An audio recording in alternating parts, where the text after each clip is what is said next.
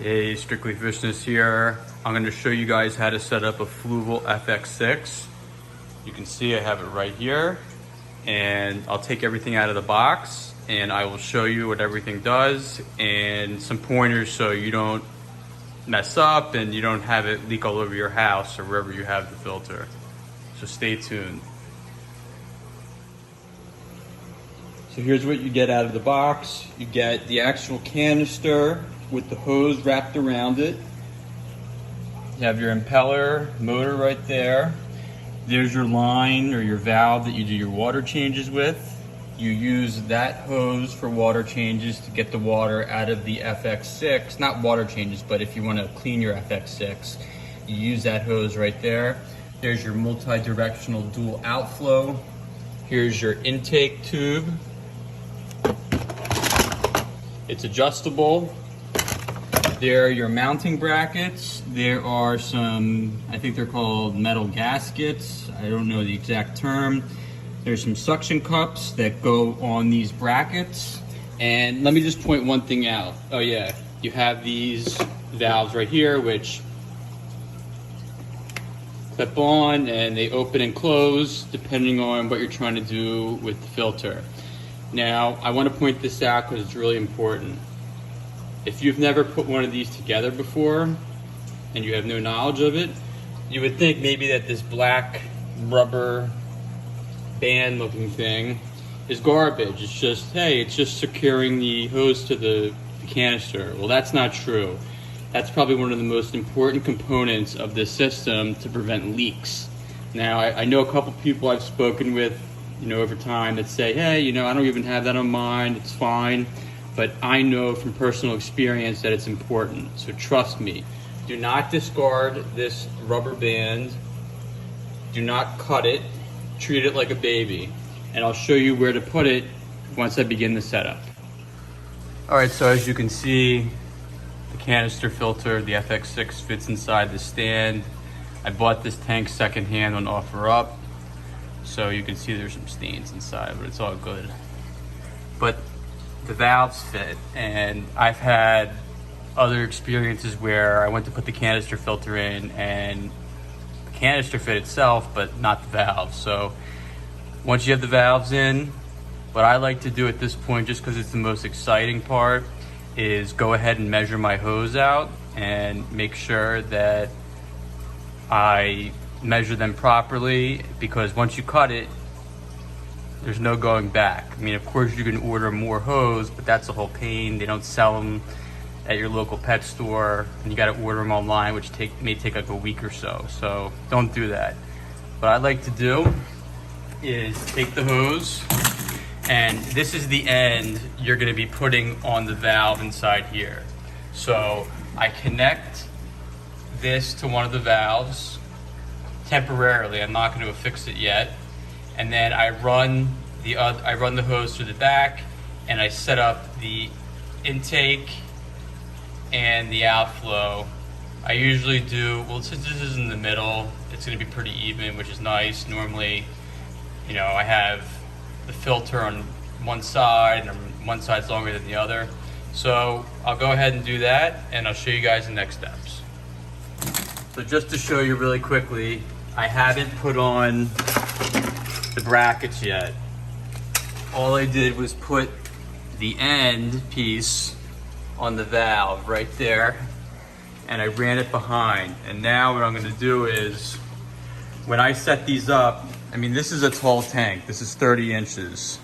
So you got to keep that in mind. And depending on what you're putting in here, you may or may not want more surface agitation. I cannot tell you guys what I'm putting in here yet, but I will tell you that, actually I can. I can't tell you what I'm doing on the other tanks that I'm setting up, but this, I'm moving all my South American cichlids into it. I just made that decision a few minutes ago. So I'm taking these fish that I just moved over here, and I'm moving them into this tank right here. So what I'm gonna do is run the intake line first. And what I like to do, even though this is extendable, so let me just show you. it's pretty long, so it goes down a ways. But you want to make sure that this is about 2 inches from the bottom. So what I like to do is put this inside, there's suction cups already built into it, put it about 2 inches from the bottom, and then work the tube in there accordingly. And then I like to cut it.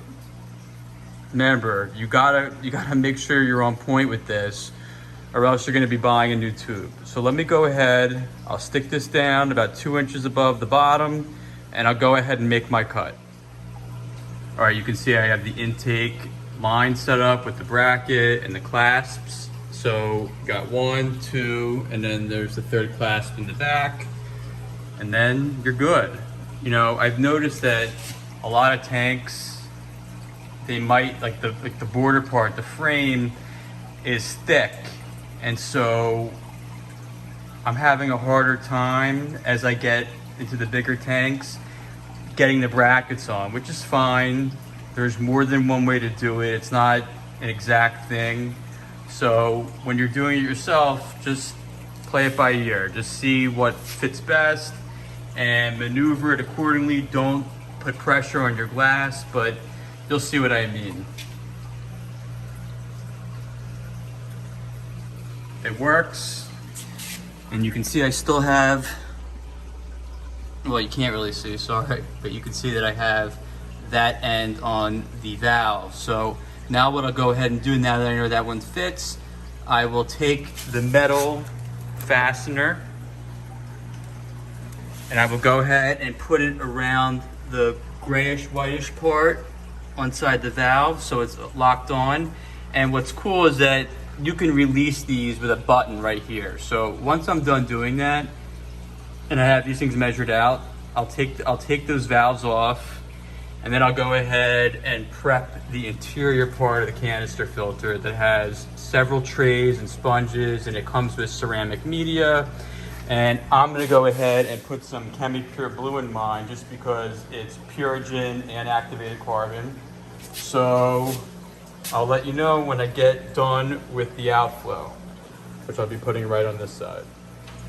One thing about the outflow that I said in my other videos, it's good to leave about 4 inches on the end, just because you may or may not want to change the height of your outflow.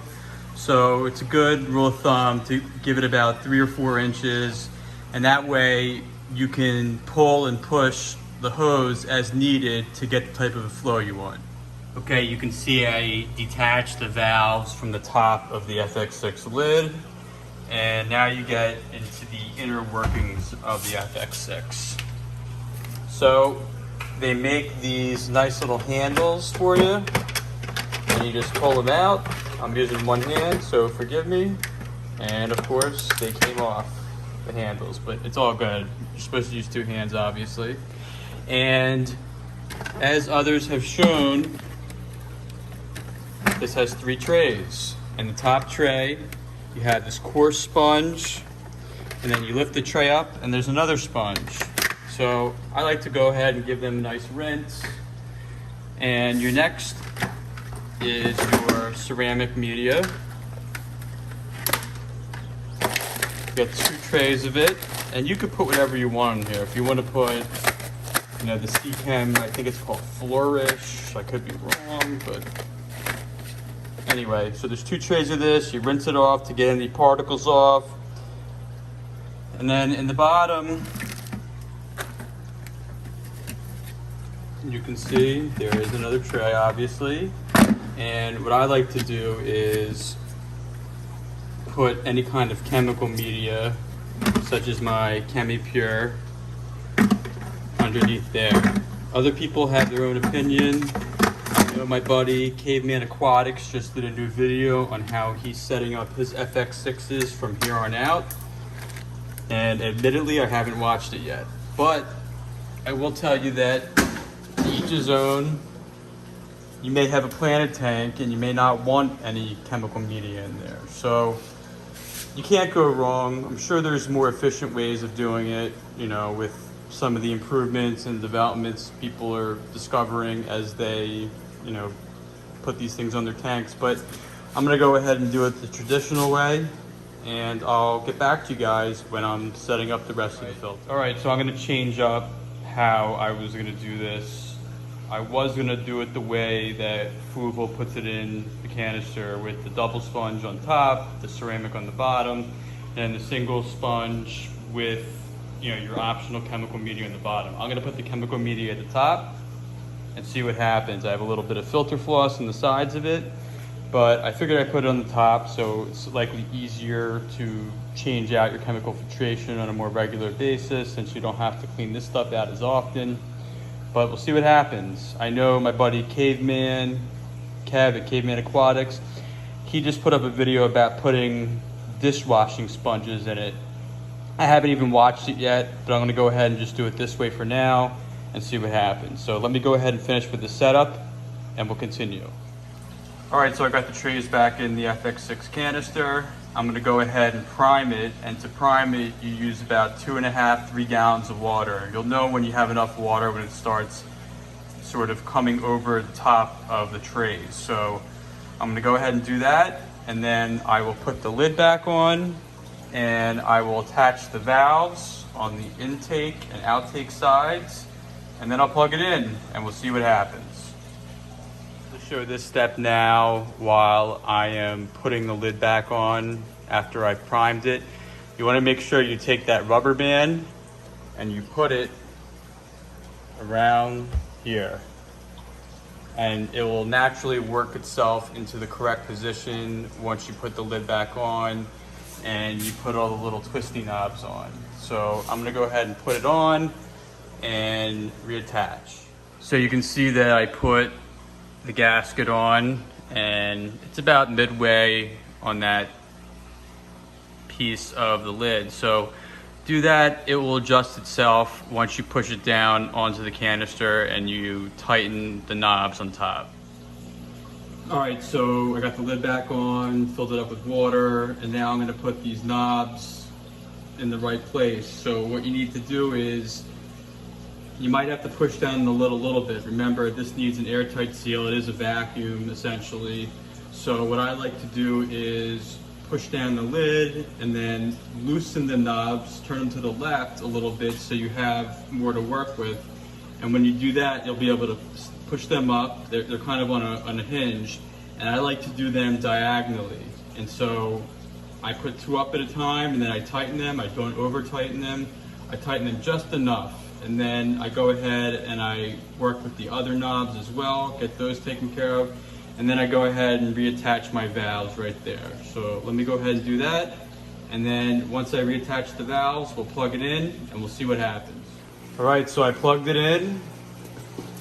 Some water is coming out, you can see. And now the FX6 will be making a bunch of noise. And all that is that it's trying to prime.